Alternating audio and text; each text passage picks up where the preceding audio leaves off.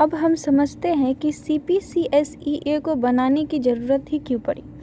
तो इसलिए ज़रूरत पड़ी क्योंकि जब लैब में एक्सपेरिमेंट की जाती थी तो वो सही तरह से मेंटेन नहीं होती थी, या एक्सपेरिमेंट में ज़्यादा एनिमल्स को ले लिया गया।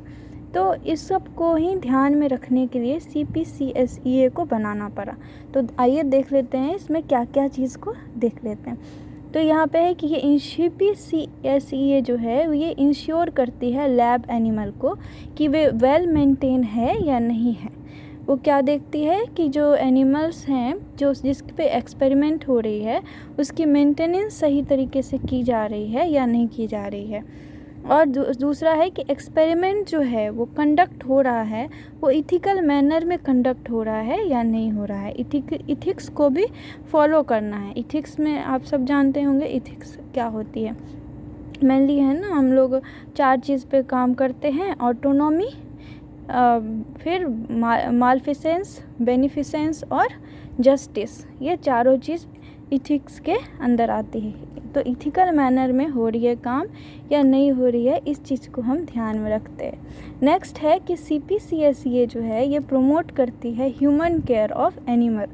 ये क्या करती है, ह्यूमन केयर्स, जो हम लोग एनिमल पे एक्सपेरिमेंट कर रहे हैं तो उसका केयर भी होनी चाहिए, तभी हम उसका एक्सपेरिमेंट्स का रिजल्ट्स जो है वो सही आ सकता है और वो एनिमल्स भी सही से रह सकता है।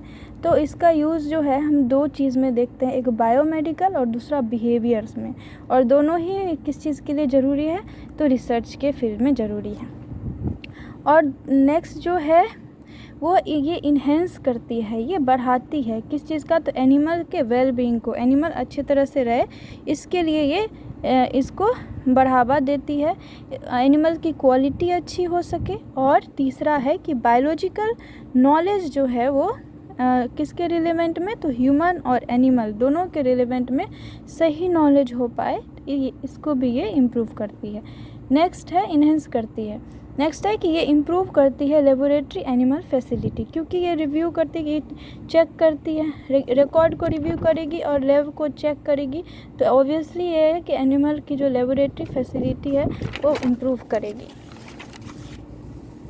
अब है कि ये जो CPCSEA है इसकी पावर क्या क्या है, ये क्या क्या फील्ड में काम कर सकती है, इसकी क्या क्या काम है। तो ये रूल्स बनाती है CPCSEA। क्या बनाती है, तो रूल्स बनाती है। किसके रिस्पेक्ट में बनाती है, क्योंकि ये किस चीज़ को देखती है, ये एक्सपेरिमेंटल एनिमल को चेक करती है और इसका सुपरवाइज़ करती है, कंट्रोल करती है। तो ये रूल्स बनाएगी एक्सपेरिमेंट के कंडक्शन के बेसिस पे, in relation to conduct experiment on animal. तो रूल्स बनाएगी कि किस तरह से एनिमल पे एक्सपेरिमेंट को कंडक्ट किया जाए एक इथिकल मैनर में। फिर ऑथराइज एंड इंस्पेक्ट, ये ऑथराइज करती है अपने ऑफिसर को किस चीज़ के लिए, तो इंस्पेक्ट करने के लिए। कोई भी जगह पे किसी भी टाइम में इंस्पेक्शन हो सकती है और ये इंस्पेक्शंस ये CPCSEA के मेंबर ही करेंगे। नेक्स्ट है ये प्रोहिबिट करती है। क्या प्रोहिबिट करेगी, तो 2 चीज़ को प्रोहिबिट करती है, एक है कि पर्सन और दूसरा इंस्टीट्यूशन।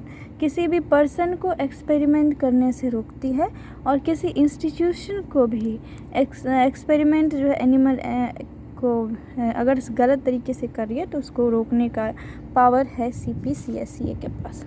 चलिए अब समझ लेते हैं कि CPCSEA का फंक्शन क्या है। तो CPCSEA क्या काम करती है, तो ये किसी भी जगह पे कोई भी इंस्टीट्यूट में अगर CPCSEA का इस्टेब्लिशमेंट है तो इसका रजिस्ट्रेशन ये करती है एक्सपेरिमेंट करने के लिए एनिमल और ब्रीडिंग पे। दूसरा है approval of animal house facility. Animal house facility या एनिमल हाउस को भी ये अप्रूवल देती है एक्सपेरिमेंट पर्पस के लिए और एकेडमिक पर्पस के लिए भी।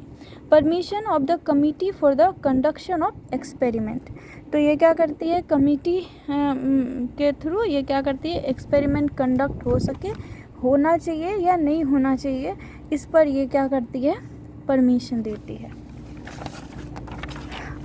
अब हम समझ लेते हैं इसकी गाइडलाइंस के बारे में। तो गाइडलाइंस क्या क्या है CPCSEA के अंदर। तो वो गाइडलाइंस हम देख लेते हैं।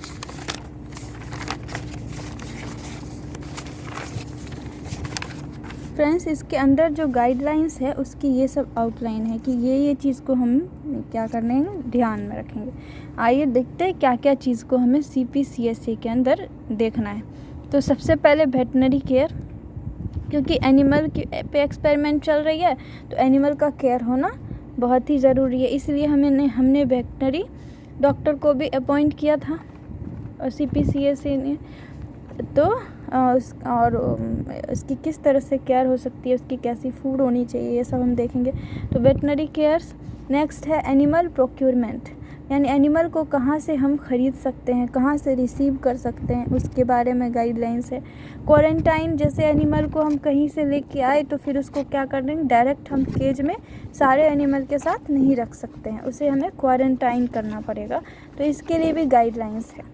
नेक्स्ट है स्टेबलाइजेशंस एंड सेपरेशन, फिर उसको क्या करेंगे, स्टेबल करेंगे और सेपरेट करेंगे, इसकी भी गाइडलाइंस है। नेक्स्ट है animal care and technical personal, तो क्या क्या एनिमल केयर होगा और जो टेक्निकल पर्सनल है, यानी कि वहाँ पे जो भी वर्क कर रहे हैं एनिमल में और टेक्निकल वर्क जो कर रहे हैं उसके लिए भी गाइडलाइंस है। फिर पर्सनल हाइजीन कैसी हमें मेंटेन रखनी है लैब के अंदर, वो भी देखना है। फिर animal experimentation involving hazardous agent, तो हजार्डस एजेंट में अगर कोई हजार्डस एजेंट है तो वो सब का भी किस तरह से उसको हैंडल करना है, वो सब का भी गाइडलाइंस है।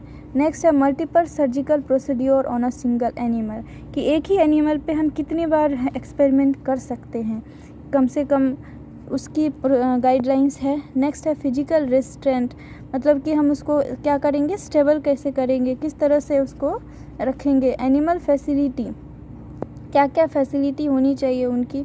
फंक्शनल एरिया, कहाँ पे हम उसके लिए कौन कौन सा फंक्शनल एरिया हम उसके लिए बनाए। इन्वायरमेंट कैसा हो उसका।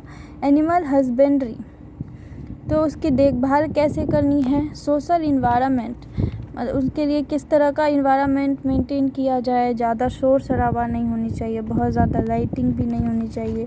फूड कैसी होनी चाहिए, ब्रीडिंग कैसे होगा, कैसा पानी देना है, पेस्ट कंट्रोल कैसे करना है। उसके बाद हर वीकेंड और हॉलीडे केयर, इमरजेंसी में कैसे हम उसका केयर करेंगे, वीकेंड पे कैसे केयर करेंगे और हॉलीडे पे कैसे केयर करेंगे। पर्सनल और ट्रेनी सैनिटाइजेशंस, क्लीननेस और रिकॉर्ड कीपिंग, ये सारी आउटलाइन है और इसको हम एक एक करके देखेंगे। फर्स्ट है वेटनरी केयर। वेटनरी केयर में हम लोग क्या करते हैं, डेली हम क्या करेंगे, डेली ऑब्जर्वेशन करना होता है एक्सपेरिमेंटल एनिमल का। हम क्या करेंगे, डेली ऑब्जर्वेशन करेंगे एक्सपेरिमेंटल एनिमल का। रिव्यू करेंगे प्रोटोकॉल को और प्रपोजल को। क्या करेंगे, तो रिव्यू करेंगे किसको, protocol and proposal. Establishment of appropriate policy and the procedure of animal husbandry,